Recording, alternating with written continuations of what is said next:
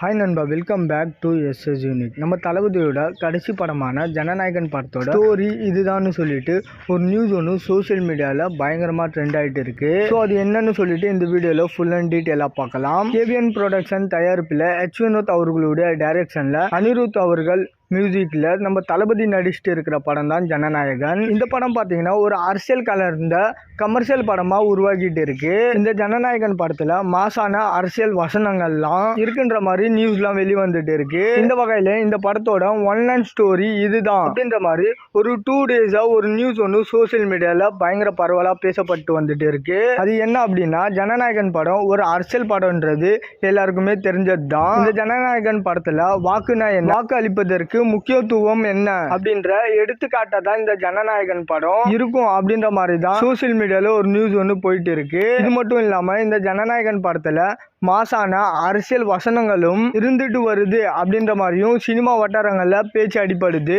So நம்ம தளபதியோட படம்னாலே ஏதாவது ஒரு அரசியல் வசனம் இருந்துகிட்டு வரும். பட் இது முழுக்க முழுக்க அரசியல் கலந்த கமர்ஷியல் படம்ன்றதுனால சரியா மாசான அரசியல் வசனங்கள் இருக்கும் அப்படின்ற மாதிரி நியூஸ்லாம் வெளிவந்துட்டு இருக்கு. இந்த ஜனநாயகன் படத்துக்கு அப்புறம் பாத்தீங்கன்னா நம்ம தளபதி முழு நாள் அரசியல்வாதியா இறங்க போறாரு. அதனால இந்த ஜனநாயகன் படம் அவருடைய அரசியல் வாழ்க்கைக்கு ஒரு பேஸ்மெண்டா இருக்கும்னு எதிர்பார்க்கலாம். ஓகே நண்பா, இந்த ஒரு தகவல் பத்தி உங்களோட கருத்து என்ன அப்படின்றத கமெண்ட்ல சொல்லுங்க. அண்ட் இந்த மாதிரி தளபதி பத்தின அப்டேட் தெரிஞ்சுக்க மறக்காம எஸ்எஸ் யூனிக் சேனலை சப்ஸ்கிரைப் பண்ணி சப்போர்ட் பண்ணுங்க. இதோட வீடியோ முடிச்சுக்கிறேன். ஓகே, பாய்.